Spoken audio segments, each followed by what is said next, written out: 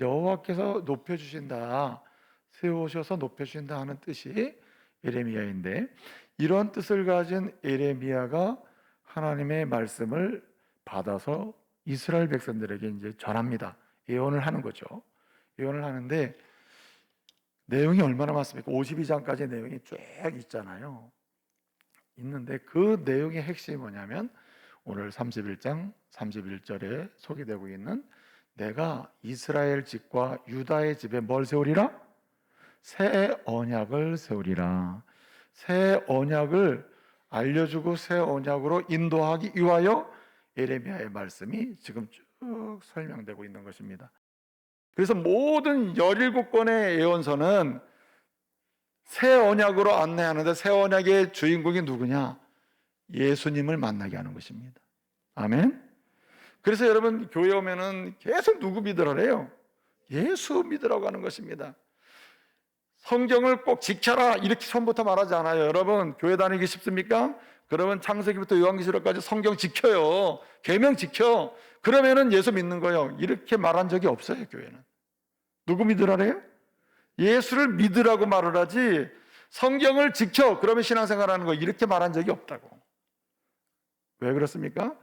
하나님 말씀을 완벽하게 지키고 그 완벽하게 지키는 자에게 주시는 구원의 은혜는 사람이 지켜서 오는 게 아니라 독생자 예수님이 이 땅에 오셔서 지키심으로 그 은혜를 믿는 자에게, 정가 예수를 믿는 자에게 그 은혜가 우리에게 오는 것입니다.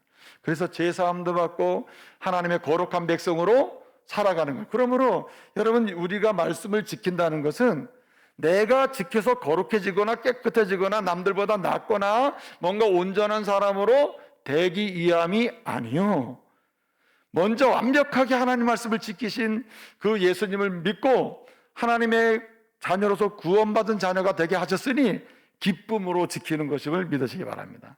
그래서 우리가 하나님 말씀을 지킬 때는 안 지키면은 구원받지 못하니까가 아니고, 예수를 믿음으로 완벽하게 말씀을 성취하신 그 예수님의 은혜로 말하면 내가 하나님의 자녀가 됐고 하나님의 백성이 됐으니 어떡합니까? 이제는 기쁨으로 말씀을 순종하는 거예요. 부족함이 많지만, 연약함이 많지만 억지로 부모님께 순종하는 게 아니에요. 억지로 순결한 삶을 사는 게 아닙니다. 억지로 아름다운 말을 하는 게 아니에요. 어떻습니까? 그리스도께서 다 지키심으로 그 은혜를 내게 주셨으니 나 같은 사람을 그 은혜를 줘서 믿음으로 말미암아 하나님의 자녀 되게 하시고 하나님의 영광의 은혜를 누리게 하셨으니 내가 기쁨으로 주님 기뻐하시는데 내가 이렇게 말씀을 순종하며 살아야지 하고 순종하는 것입니다. 그러니까 여러분 중에 누군가 누구보다 특별히 부모님께 뭐 효도를 잘하거나 예컨대 무슨 뭐 순결하게 살거나 또 거짓말을 전혀 안 하는 특별하게 도덕적 윤리적으로 뛰어난 사람이 있다 하더라도 여러분 중에 자랑할 일이 있어요, 없어요? 이해가 안 됐나? 자랑할 일이 없습니다. 왜냐하면 내가 그나마 다른 사람보다 이걸 잘 지켰다 하더라도 이것 또한 누가 지키신 은혜? 예수 그리스도께서 이미 성취하신 은혜로 내가 그것의 은혜를 맛보고 있는 것입니다. 아멘. 그래서 새 언약은 곧 예수를 믿음으로 말미암아 구원을 받고 하나님의 자녀 되게 하신다는 약속이 새 언약입니다. 그래서 오늘 여기 말씀을 보면 이렇게 말씀하고 있어요. 33절을 보게 되면 이렇게 이야기합니다. 뭐라고 얘기합니까? 33절에 언약의 백성을 뭐라고 불러요? 이렇게 얘기합니다. 그들은 내 백성이 되고 나는 그의 하나님이 된다. 이 말은 이렇게 말씀을 드릴 수 있어요. 너는 내 자녀가 되고 난 너의 아버지가 된다. 나는 너의 목자가 되고 너는 내 양이 된다. 목자는 진정 참된 목자는 어때요? 양을 책임지죠. 아버지는 자녀를 책임지잖아요. 왕은 신하를 책임진단 말이에요. 우리 주님이 그런 관계로 딱 맺어준다는 거죠. 누구 이름으로? 예수 이름으로. 예수를 믿는 자에게 이런 특별한 관계를 주셔서 흔들리지 않는 관계 속에서 하나님의 구원받은 백성의 삶을 살게 하신다는 겁니다. 그러므로 우리는 새 언약의 백성이 되었음을 기억하고 감사하며 살아야 할 줄로 믿습니다. 근데 여러분, 이 새 언약, 예수 그리스도로 말미암는 이 새 언약, 예수 그리스도를 믿으면 구원을 받고 하나님의 자녀가 된다고 하는 이 새 언약은 세 가지 약속이 있습니다. 세 가지 약속이 있는데 예수 그리스도를 통해 주신 새 언약이 주는 세 가지 약속이 있어요.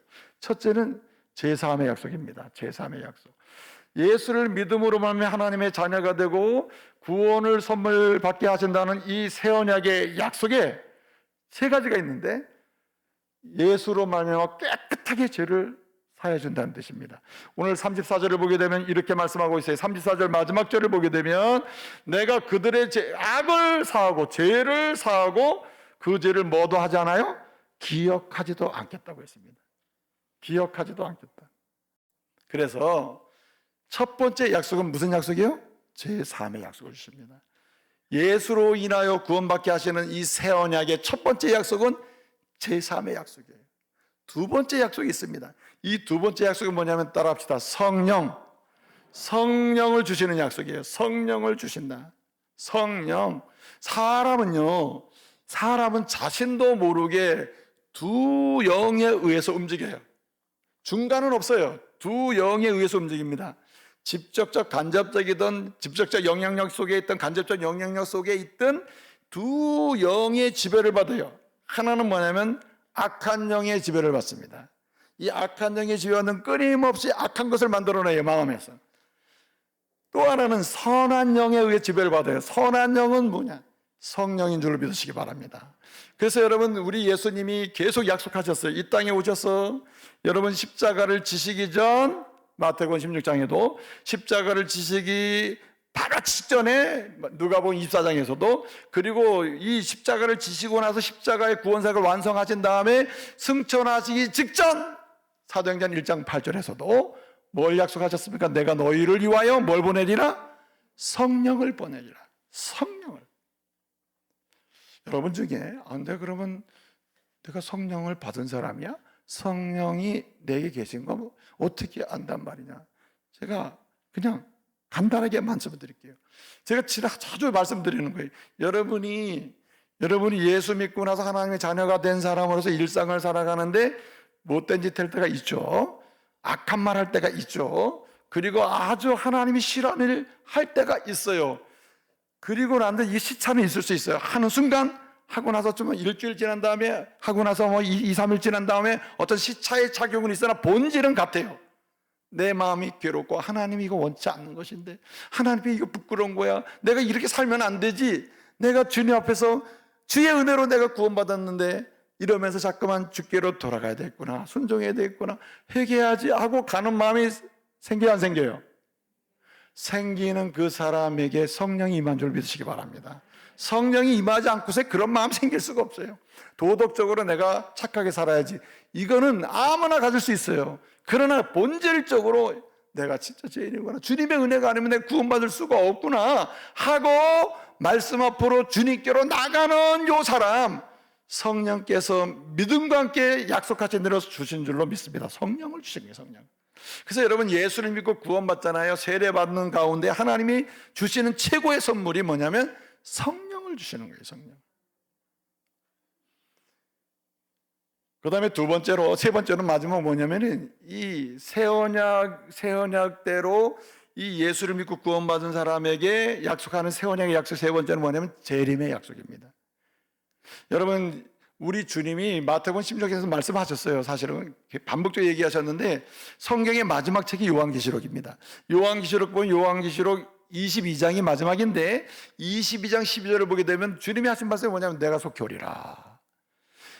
22장 마지막에 마지막 두 번째 끝에서 두 번째 절이 20절이에요. 20절이 뭐냐면 내가 속히 오리라.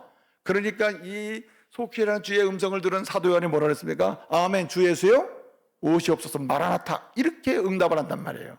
이 말은 뭐냐면 새 언약으로 곧 예수를 믿고 구원받은 사람에게 주시는 최종적 세 번째 약속이 뭐냐면 재림의 약속인데, 재림의 약속이 그게 무슨 의미가 있냐 이렇게 생각할지 몰라요. 묻습니다. 여러분, 인생을 살면서 예수 믿고 구원받아 좋죠. 예배드리며 사니까 좋잖아요. 은혜 받으며 이 불안하고 연약한 세상에서 감동과 평안과 기쁨을 누리며 사는 그 은혜가 있으니 얼마나 좋아요. 잘 그렇다 치더라도 여러분이 죽지 않고 계속 100살이고 200살이고 계속 이렇게 살고 싶어요? 아니면은 완전한 하나님 나라에 들어가 살고 싶어요? 대답이 반반이라. 죽기 싫은가 보죠. 여러분 생각해 보세요. 저는 어르신들을 만나면 이런 얘기를 아무나 들어요. 아, 목사님 빨리 죽어야지.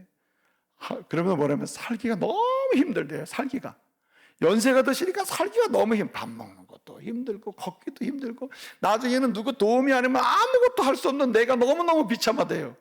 그래서 그만 살았으면 좋겠대. 그러면서 뭐라 하면은 빨리 천국 갔으면 좋겠대요. 생각해 보세요. 그냥 나이 많아 늙어서 아무것도 뭐 할 수 없는 상황인데 그냥 그런 상황에 계속 사는 게 그건 고난 중에서도 최고의 저주에 속해요. 어떻습니까? 오늘 약속의 말씀은 이래요. 내가 그냥 두지 않는다. 내가 재림하여 내가 구원의 새 언약으로 약속한 대로 하나님 나라를 이루고 그 안에 들어가서 영원토록 세상에서 뭘로 표현할 수 없는 가장 완벽한 행복을 경험하며 살게 하신다, 이렇게 약속하고 계신 거예요. 그 재림을 통해 주시는 선물이 뭐냐면 새하늘과 새 땅에 그 감격적이고 행복한 인생을 살게 하신다는 실제적 약속이에요. 그러니까 마지막 약속이 진짜 최종적인 거예요. 세 가지 약속을 가지고 세 가지 약속을 체험하면서 인생을 살게 하시는 언약이 새 언약, 곧 예수를 믿고 구원받은 자들에게 주시는 선물임을 믿으시기 바랍니다. 우리는 그런 인생을 살고 있는 것입니다. 그러니까요, 어떤 사람 그래요. 그러면 아니 성령이 오시면 뭐 하느냐? 여러분 아까도 말씀드렸지만은 성령을 선물로 주신 이유는 성령이 선물로 우리가 성령을 받잖아요. 성령께서 우리 안에 내주하심으로 우리의 마음을 견고하게 하십니다. 여러분, 옛 언약, 이스라엘 사람들은 하나님과 언약을 맺고 하나님께서 언약의 말씀을 지키라고 하면서 그 말씀을 어디에 기록해 주셨죠? 1번 돌판, 2번 모래판.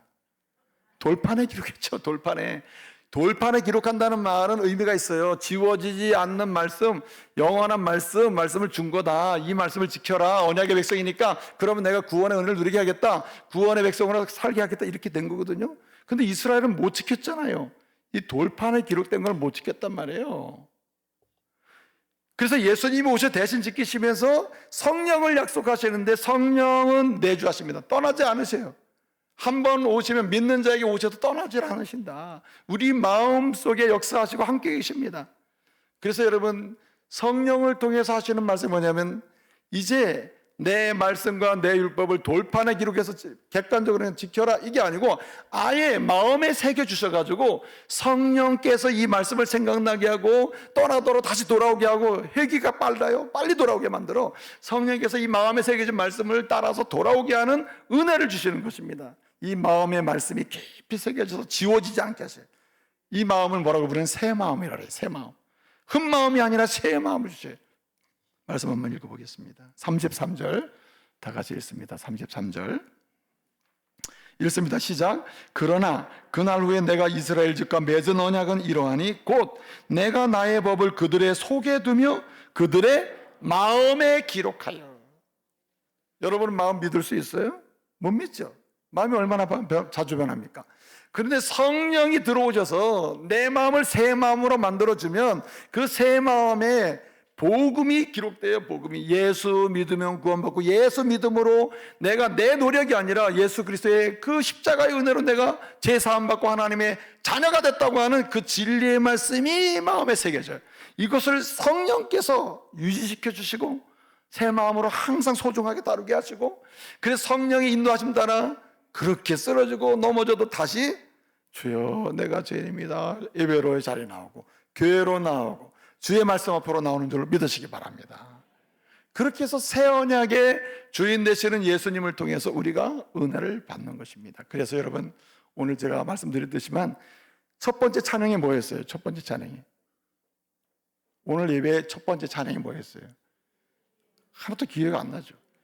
주 예수보다도 귀한 것 없네잖아요. 제가 왜 그 찬송을 오늘 예배 찬송을 정했냐면은 바로 이겁니다.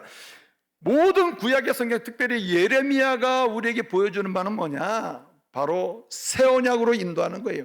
새 언약은 곧 예수를 믿는 자에게 구원을 준다는 약속이에요.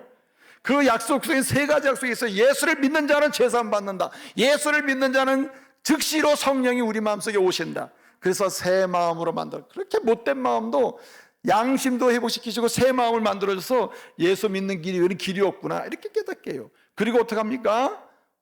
재림의 약속을 주셔서 새하늘과 새 땅을 바라보며 삽니다. 그래서 여러분 인생을 살면서 죽음 앞에서도 믿음의 사람은 흔들리지가 않는 거예요.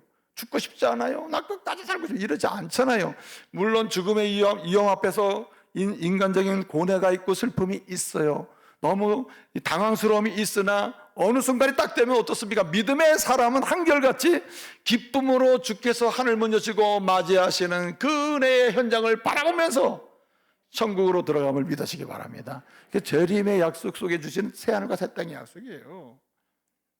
그러므로 여러분 오늘 이 말씀은 아주 중요한데, 이 새 언약으로 사는, 예수를 믿고 구원받아 사는, 그래서 새 약속의 말씀을 오늘 경험하고 앞으로 계속 풍성히 경험하고 사는 성도는요, 역사의 주변에 있는 사람이 아닙니다.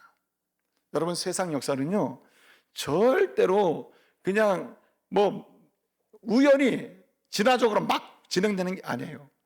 창조주 되시는 하나님, 구속주 되시는 하나님, 심판주 되시는 하나님이 이 세상 모든 우주의 역사를 주관하십니다. 주관하시는데요, 이 중심에 누가 있느냐? 하나님의 언약의 백성이 있는 것입니다. 예수 그리스도를 통해서 구원받은 하나님의 백성이 역사의 중심에 있는 거예요. 그리고 이 역사의 중심에 하나님이 구원받은 사람을 세워놓으시고 역사 속에서 책임 있게 살아가기를 원하시는 것입니다. 여러분 보세요.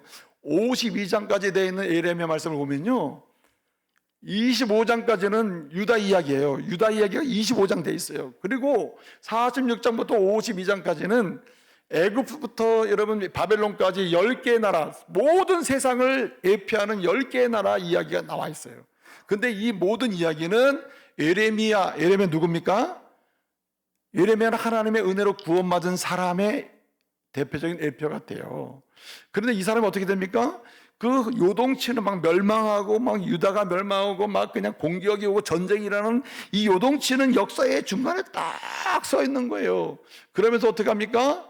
이 역사 속에서 내가 어떤 책임을 가지고 살아야 되는가, 내가 어떤 책임을 지지 않으면 이 남쪽 유다는 심각한 손해를 보겠구나, 내 자녀들의 손해를 보겠구나 하고, 어떻게 하면 하나님이 나를 역사의 중심에 세워주셨는데 내가 책임 있게 살까, 그런 가운데 하나님 말씀을 받아서 전포도 하고 또 할 일도 하게 되는 것이죠. 여러분 마찬가지로 오늘 교회는 역사의 중심에 하나님 세워주셨습니다. 여러분을 가문의 중심에 세워놓으셨어요. 그러므로 우리는 역사의식을 가져야 돼요. 역사의 중심에 하나님이 나를 세워놓으셨다. 가정의 역사의 중심에 나를 세우셨다. 가문의 역사의 중심에 나를 세우셨다. 대한민국 역사의 중심에 교회도 놓으셨고 하나님의 백성들, 성도를 놓으셨다. 아멘. 어떻게 살아야 됩니까? 책임 있게 살아야 되는 거예요. 책임 있게. 책임을 져야 돼요. 여러분 가정의 중심은 아버지가 책임을 지지 않으면 집안이 흔들리는 거예요. 아내가 책임지지 않으면 흔들리는 것입니다. 하나님의 교회에 예가 적당한지 모르겠습니다만은 하나님의 교회에 목사가 교회 역사의 중심에 서서 이렇게 예를 들어서 책임을 다하지 않으면 교회가 교리적으로 흔들리고 복음적으로 흔들리면 교회가 어떻게 되겠습니까? 사회 집단이 되는 거 아니에요. 그렇죠? 그렇기 때문에 저와 여러분 오늘 말씀 주신 대로 새 언약의 백성으로서 역사를 이루어 가시는 예수님을 믿고 구원받은 역사의 중심에 세움받은 사람으로서 저와 여러분이 책임 있게 살아가야 할 줄로 믿습니다. 역사의 중심에서 책임 있게 살아가는 그 사람은 세 가지를 잘하는데, 첫째는 하나님의 섭리를 믿어요. 모든 게 하나님의 섭리대로 된다. 하나님의 섭리를 여러분 압니까? 하나님의 뜻대로 된다는 얘기인데 하나님의 섭리 모르잖아요. 그렇기 때문에 가정의 역사의 중심, 교회의 역사의 중심, 대한민국 역사의 중심, 이 지역사의 역사의 중심에 서서 책임을 다하려고 하는 그리스도인들, 축복의 통로가 되려고 하는 그리스도인들은요, 하나님의 섭리를 믿기 때문에 뭐합니까? 매번 묻는 거예요. 하나님께 묻는 것입니다. 그러므로 여러분 올 한 해를 마치고 새해를 시작하는 입장에서 저와 여러분 하나님의 섭리를 믿는 자로서 하나님께 묻는 시간을 확보하시기 바랍니다. 하나님께 구하고 하나님께 말씀을 드리고 하나님께 매달려 간구하는 그 시간을 확보해야 돼요. 다른 어떤 사건보다도 역사의 중심에 서서, 가정의 중심에 서서 책임 있게 살고, 교회 중심에 책임 있게 살고, 지역사회에서 중심에 서서 책임 있게 사는 그리스도인이 되려면요, 이 지역사회를 위하여, 가정을 위하여, 교회를 위하여, 대한민국을 위하여 하나님께 시간을 정하여 물어야 돼요. 하나님, 이 민족이 어떻게 됩니까? 우리 가정이 어디로 나가야 됩니까? 이 지역사회가 어떻게 돼야 되겠습니까? 물어야 되는 거예요. 물어야 돼요. 묻는 시간을 확보하시기 바랍니다. 에레미야가 그 전쟁의 틈바구니 속에서 얼마나 고분분투 물었겠어요. 하나님은 거기에 응답을 하시고 세계를 보는 눈을 주시는 거예요. 또 하나는요, 정말 중요한 게 뭐냐면은, 이렇게 역사의 중심에서 책임 있는 삶을 산다는 말은, 여러분, 믿음으로 현실에 적극적으로 참여해야 하는 것입니다. 이거는 나와 상관없이 하고 있으면 그 영향력이 우리 후대에게 가는 거예요. 오늘 이 시대를 사는 저와 여러분이 조국의 상황을 보면서 이 조국 상황에 참여를 해야 돼요. 대한민국 상황에 참여를 해야 돼요. 어떤 분은 투표를 해도 되고 안 해도 되고, 이 정치에 무관심해도 되고 안 해도 되고, 이런데 아닙니다. 하나님의 사람은 믿음으로 책임감 있게 이 조국의 상황, 대한민국의 상황, 정치 상황 속에서 하나님의 뜻이 이루어지는지, 하나님이 싫어하는 일이 일어나는지, 하나님 말씀을 왜곡하는 일이 일어나는지, 하나님이 싫어하는 사단 마귀의 권세가 득세하는 일이 일어나는지 바라봐야 돼요. 그리고 어떻게 합니까? 적극적으로 참여해야 돼요. 여러분, 댓글을 달아도 세상 사람들처럼 막말이나 했었고 더러운 말이나 했었고 남피는 이런 말이 아니라 거룩한 댓글의 용사가 돼야 돼요. 하나님 싫어하는 거, 이거에 대해서 나는 그렇게 생각하지 않는다, 이래야 우리 민족이 산다고 말을 할 수 있어야 되는 거예요. 그래서 여러분, 저는 댓글이 굉장히 힘이 있다고 봐요.